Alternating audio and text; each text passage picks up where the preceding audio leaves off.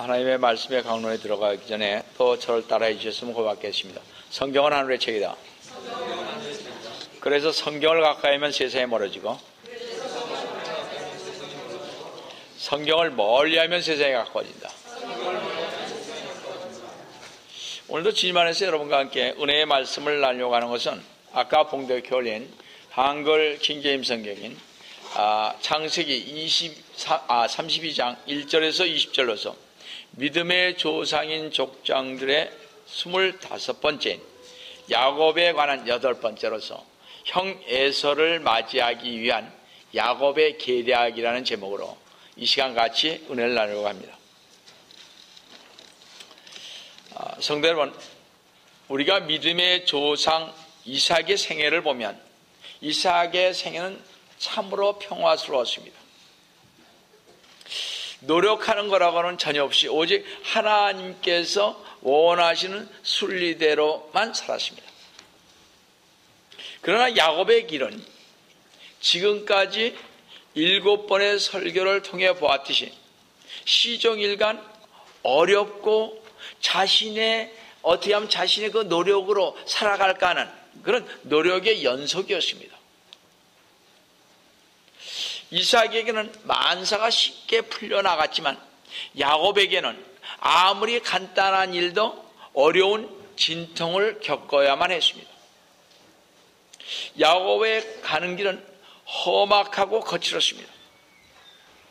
왜냐하면 야곱 속에는 그 험악하고도 거칠고 자아인 그 성격과 성품을 하나님께서 죽였는데 그 처리하는데 장시간 시간을 요해야만 했기 때문에 그랬습니다. 왜 하나님은 전능하신 하나님이신데 하필 야곱에게는 그토록 많은 시간을 소비하면서 그를 변화시키려 하셨는가 하는 것입니다.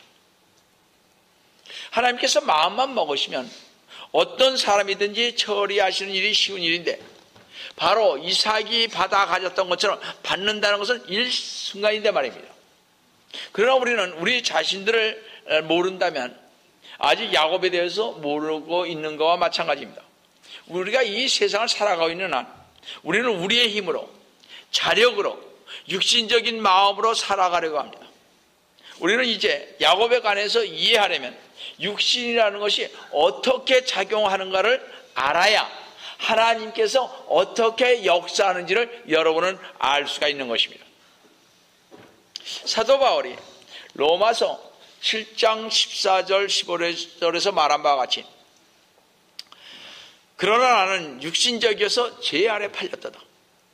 내가 행하는 것을 내가 알지 못하노니 내가 행하는 것을 내가 알지 못한다 그러십니다. 이는 내가 원하는 것을 행하지 아니하고 오히려 내가 미워하는 것을 행함이라. 이게 우리 인간들의 마음입니다.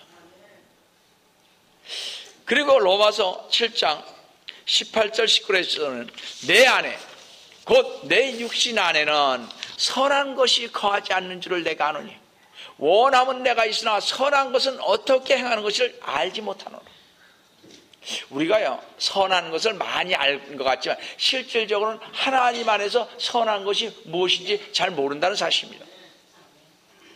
진짜 잘 모릅니다.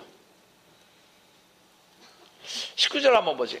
내가 원하는 선은 행하지 않고 원치 않은 악을 행한도다 하였던 것처럼 하나님께서는 야곱을 애삼촌 라반의 집에 지난 주간 말씀드린 대로 20년간 여러모로 다스렸건만 아직도 야곱은 크게 변화되지 않았습니다.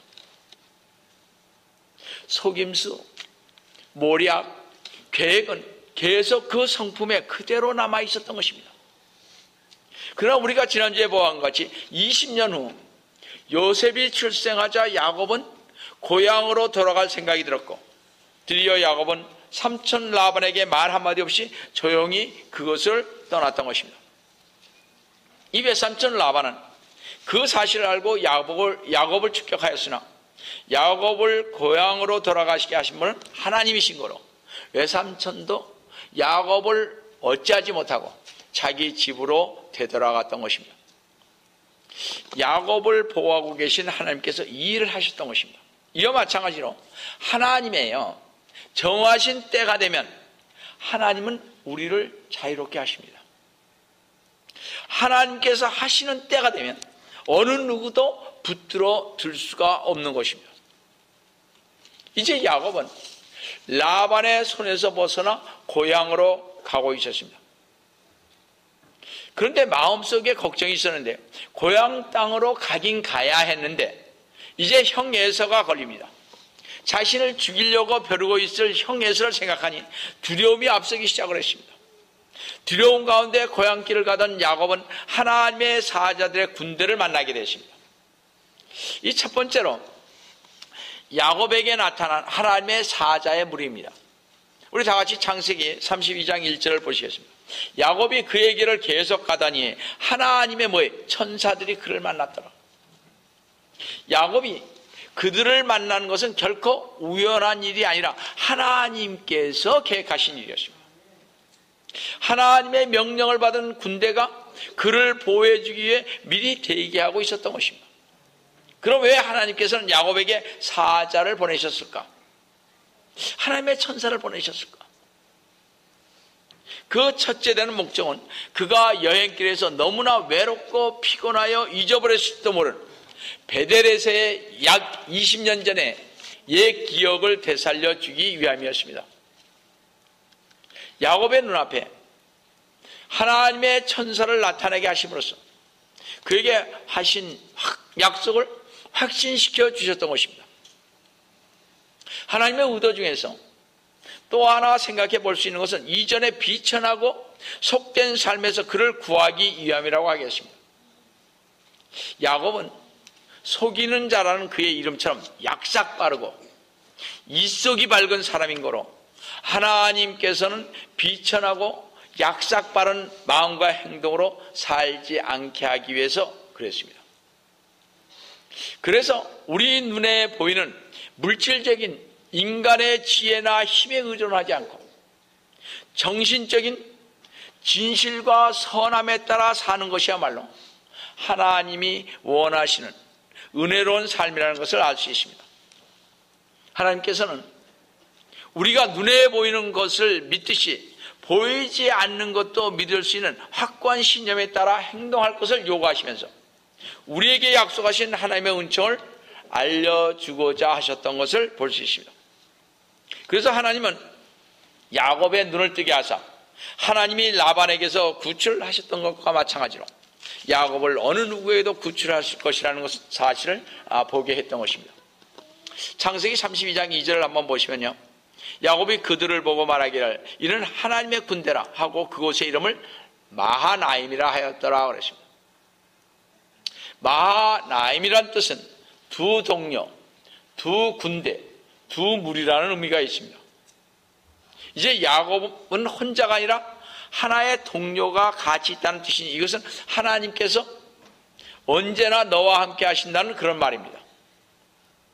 이것은 하나님의 천사들이 지금 막 도착한 것이 아니라 야곱의 눈이 결국 뜨여져서 언제나 함께 있던 그들을 비로소 보게 된 사실을 하나님께서 지금 말하고 있는 것입니다.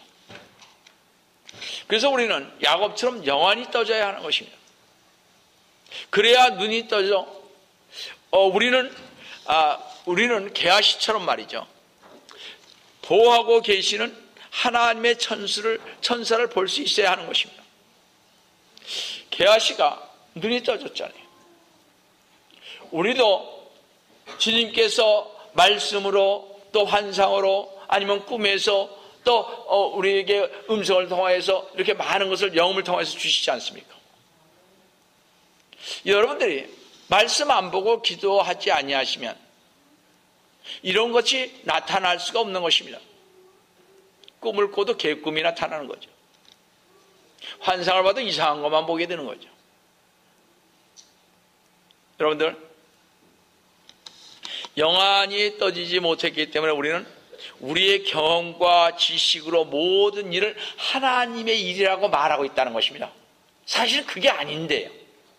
하나님의 일은 정반대일 수 있습니다. 근데 모두가 생각해요. 우리가 뭐 전통적으로 그렇게 해서 이게 하나님의 일이 아니냐. 천만에요. 반드시 그렇지 않습니다. 이것이 우리 교회가 전통적으로 이거 해왔고 이것도 해왔고 이렇게 했으니까 이건 하나님의 일이다. 그러면 우리 교회에서 이렇게 해야 된다. 그렇지 않을 수가 있습니다. 왜냐? 기도 안 하고 그런 걸로 자꾸 얘기하면 안 된다는 얘기입니다. 우리가 그래서 하나님의 뜻을 해야 된다는 것은 지난주에 말씀드렸잖아요. 잘 생각해 보셔야 할 것입니다. 이 두 개의 군대는 그를 보호하고 또 호위하기 위해 이곳에 왔던 것입니다. 그들은 이미 앞에서 라반으로부터 그를 보호해 줬고 지금은 400명의 수하를 거느리고 달려오고 있는 에서로부터 그를 보호해 주고자 왔던 것입니다. 이때의 상황이 아까 말씀드린 열왕기하 6장 13절에서 20절에 묘사된 상황과 매우 유사한 것이었습니다.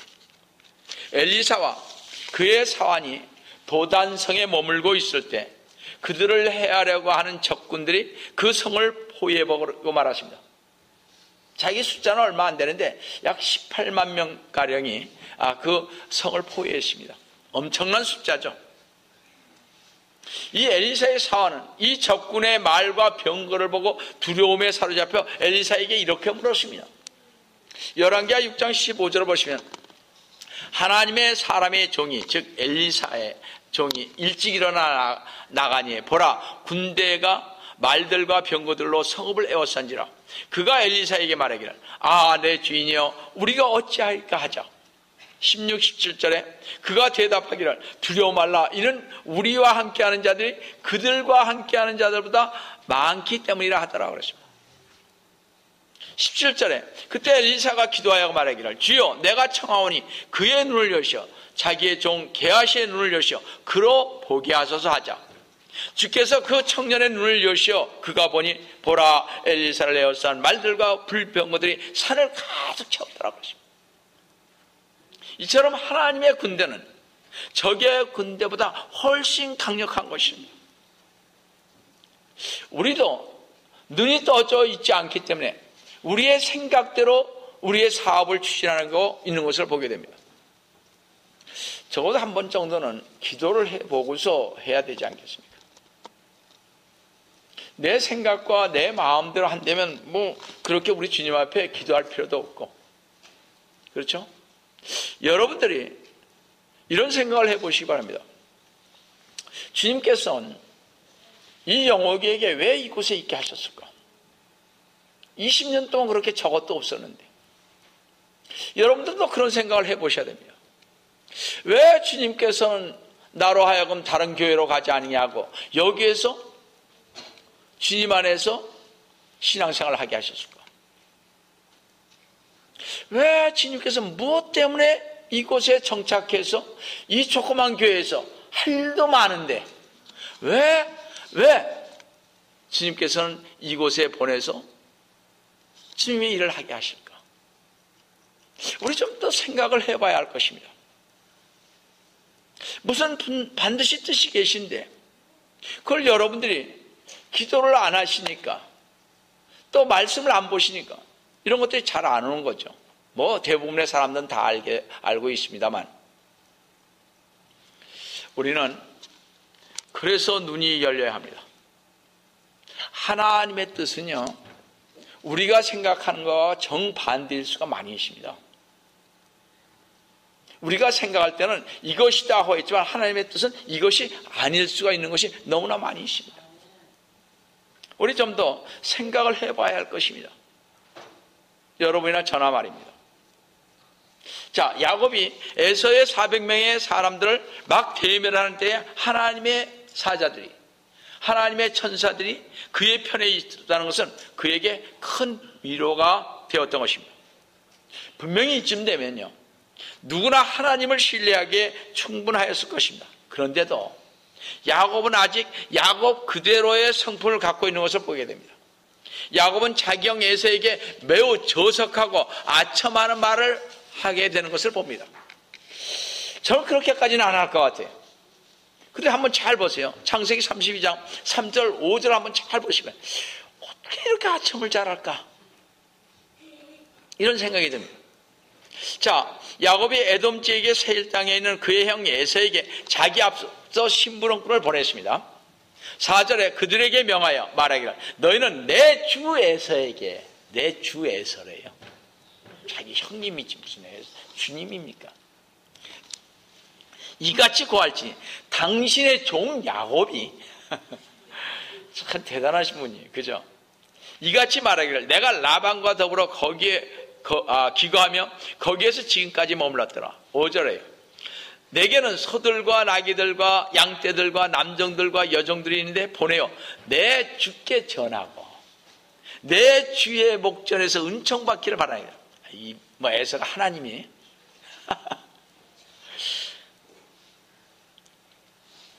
여기서 보면 그는 내 주에게 당신의 종 야곱이 내 주께 전하고 내 주의 목전에서 은총받기를, 이렇게 에서에게 비굴한 아첨의 말을 하고 있는 것을 보게 됩니다.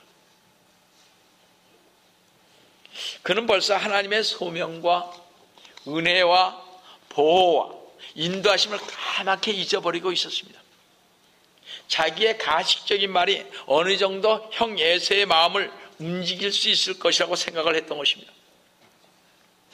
과거에도 그렇듯이 아직도 하고 있는 그 말이, 그 행동이 바로 야곱이었습니다. 그러나 에서는 400명을 거느리고 떠났습니다. 본문 창세기 32장 6절을 보니 신구꾼들이 야곱에게 돌아와 말하기를 우리가 당신의 형 에서에게 갔더니 그도 400명을 데리고 당신을 만나러 오더이다 하니 20여 년의 세월이 흘렀구만 두 사람 다 마음은 어떻게 거의 변함이 없고, 에서는 아마 자신의 그 막강한 힘을 과시하기 위하여 자신의 차서 의기양양하게 야곱을 향하여 다가오고 있었던 것입니다. 에서는 과거에 야곱의 교활한 속임수에 넘어가 패배한 적이 있었으나 지금은 오히려 야곱을 패배시킬 수 있는 막대한 힘을 가지고 있다는 사실을 동생 야곱에게 과시하고자 했던 것입니다. 400명의 군사를 데리고 말입니다. 이때 에서의 마음속에는 우리 중 누가 더 나은 자인가를 보여주리라고 다짐하고 야곱한테 갔던 것입니다.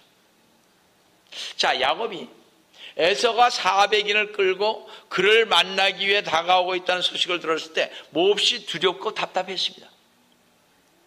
꾀를 쓰는 사람에겐 많은 근심거리가 떠날 날이 없으며 모략가에는 스스로 걱정거리가 태산처럼 쌓이는 법입니다.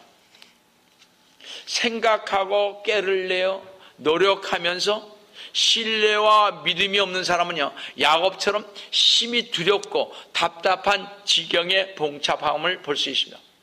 우리도 어떤 문제가 있으면 답답합니다. 그죠? 어떻게 해야 할지를 모를 때가 있습니다. 그때 여러분은 어떻게 하세요? 저라고 답답한 게 왜 없겠습니까? 저희 가정에. 저도 많이 있잖아요. 그때마다 어떻게 해야 합니까? 이걸 풀어야 되잖아요. 평안함을 가져야 될 거 아닙니까? 주님께서는 분명히 말씀하시기를 오늘 일은 오늘 일에 족하라 그랬습니다. 내일까지 가서는 아니 되잖아요. 자, 오늘 안에 해가 지기 전에 아니면 내일 아침 해 뜨기 전까지는 모든 것이 해결받아야 될 거 아니겠습니까? 그러니까 어떻게 기도하지요.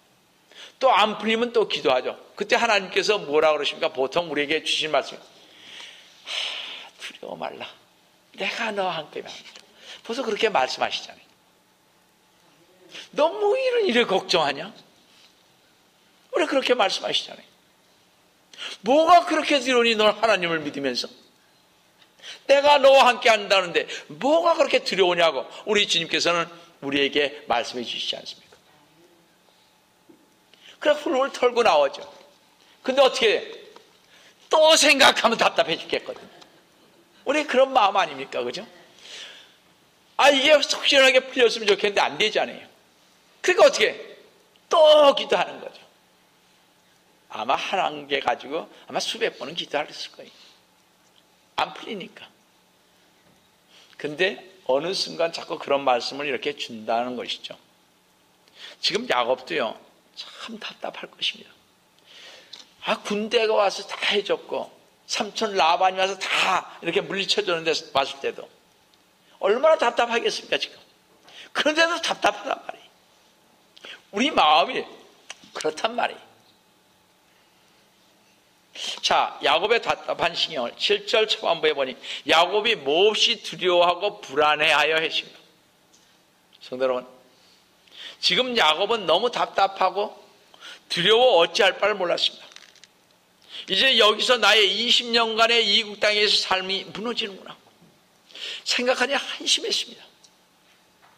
아이들의 얼굴과 부인들의 얼굴, 재산, 모든 것이 주마등같이 스쳐 지나가면서 어찌해야 하나.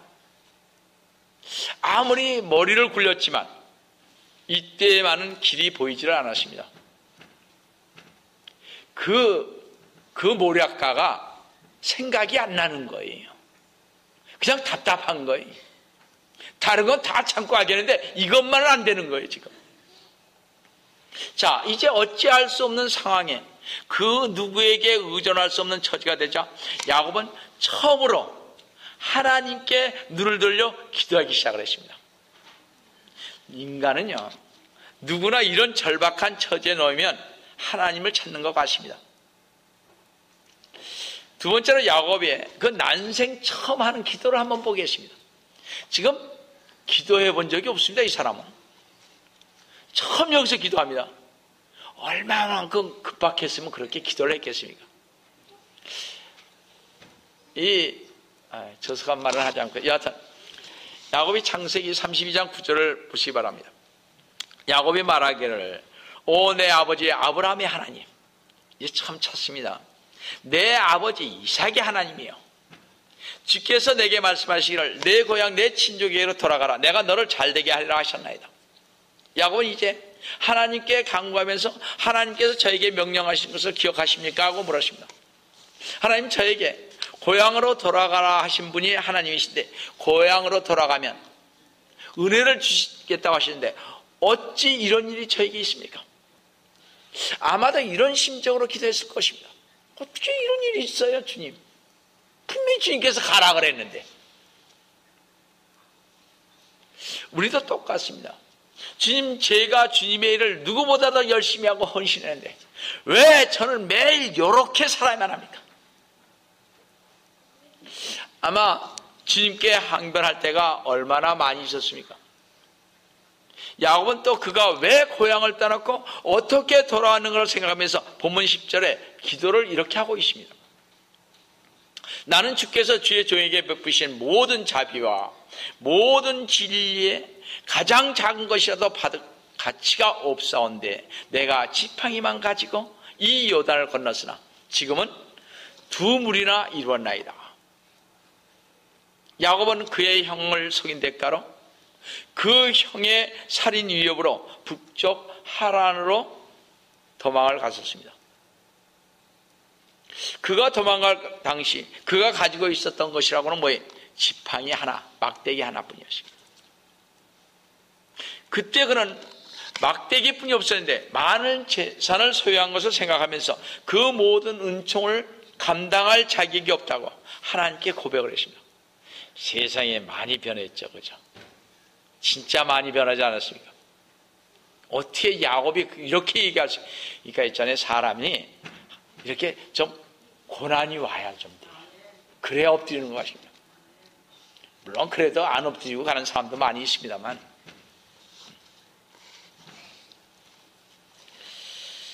야곱은 그의 그된 것이 하나님의 은혜임을 알고 있었습니다.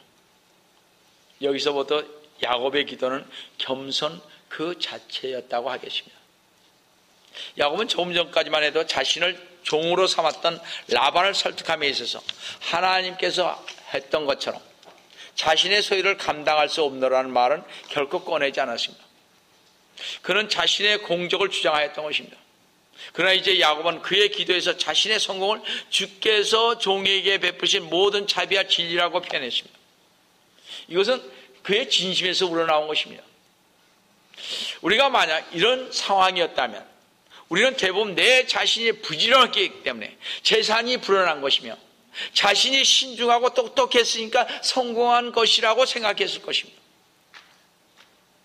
현대의 많은 자수성가했노라는 성도들은요, 모든 것이 하나님의 자비 때문이라고 진심으로 말하고 있는 야곱의 겸손함을 좀 배워야 할 것 같습니다.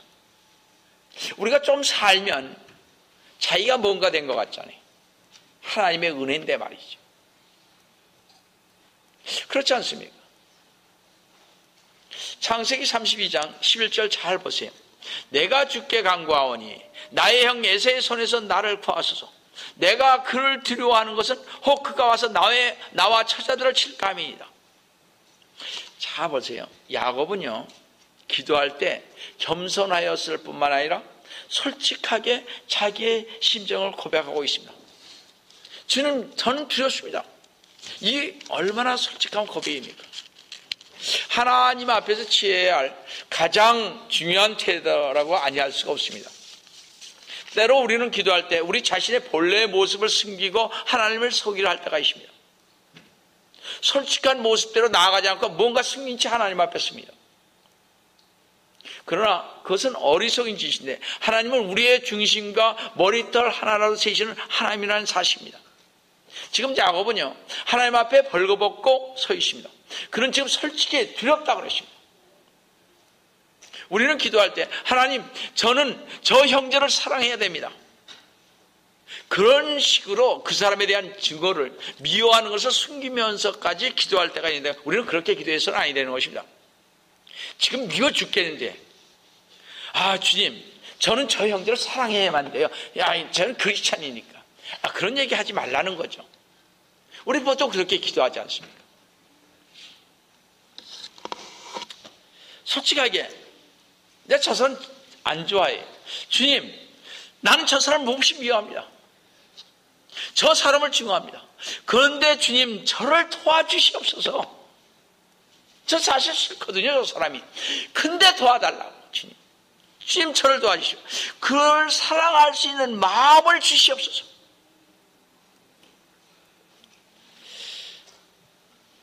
주님, 저는 저 형제를 사랑해야 됩니다. 이렇게 하지 말고요. 사랑할 수 있는 마음을 좀 달라고 그러세요. 나 솔직히 그러지 못한데 뭘 그런 식으로 얘기하냐 이런 얘기죠. 솔직하게 하나님께 고백하고 나서 하나님께 도움을 청하시길 바랍니다. 그것이 우리가 하나님께 기도하는 방법입니다. 다른 거 다 빼놓고 무슨 자기가 하나님 앞에 의로운 사람이냐 해서는 아니 되는 것입니다. 그러니까 어떻게 해요? 기도하실 때 옆에 사람이 있으면 안 돼요. 그러니까 솔직하게 하시려고 다 털어놓으셔야 되죠.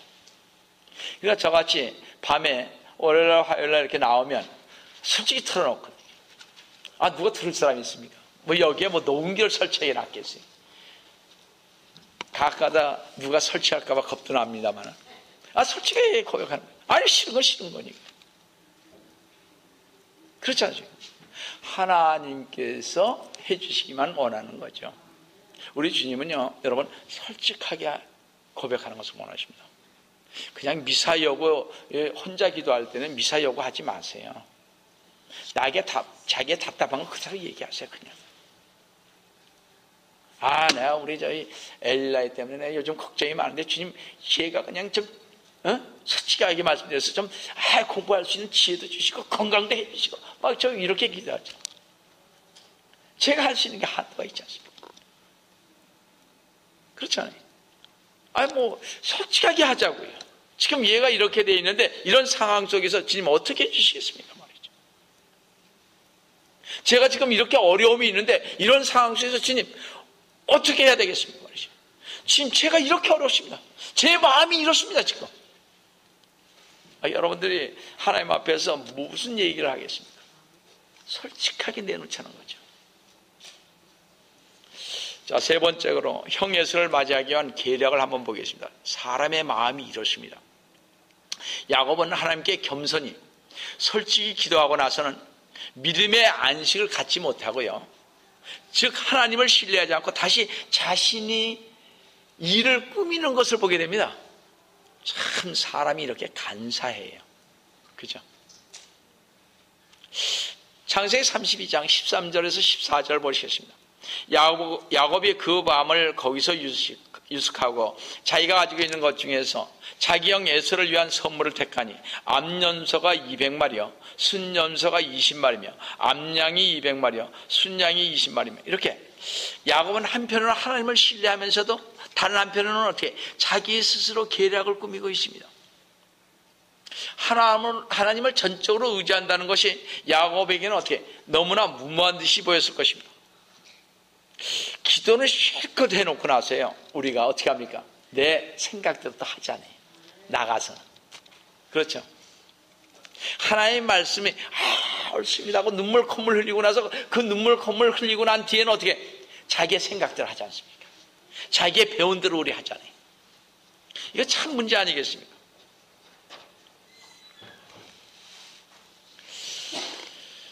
어쩌면 그렇게도 야곱은 우리와 같은지 모르겠습니다. 우리도 성도로서 하나님을 꼭 믿지 않으면 안 된다는 사실을 너무나 다 잘 알고 있으면서도 어딘지 보이지 아니하시는 하나님을 믿고 실천하기보다는 자신의 방법이 더욱 안전하다고 생각하기 때문에 우리들 자신이 모든 일을 내 경험과 지식과 다른 사람의 말을 통하여서 처리하게 되는 것을 볼 수 있습니다. 창세기 32장 17절에서 20절 상반절을 보시면 맨 앞에 선 자에게 명하여 말하기를 내 형 에서가 너를 만나 물어보기를 네가 네 사람이냐 네가 어디로 가느냐 네 앞에 있는 이것들은 네 것이냐 하거든. 18절에 그때 너는 말할지니 그들은 당신의 종 야곱의 것이오며 그것은 나의 주 에서에게 보내는 선물이옵니다. 참 말을 그렇죠. 또 보소서 야곱도 우리 뒤에 있나이다 하라 하고 또 둘째와 셋째와 그 때들을 따라오는 모두에게 그렇게 명하여 말하기를 너희도 에서를 만나거든 이같이 그에게 말할 것이니라. 20절에 또 너희는 더 말할지니 보소서 당신의 종 야곱이 우리 뒤에 있나이다 하라고 했습니다.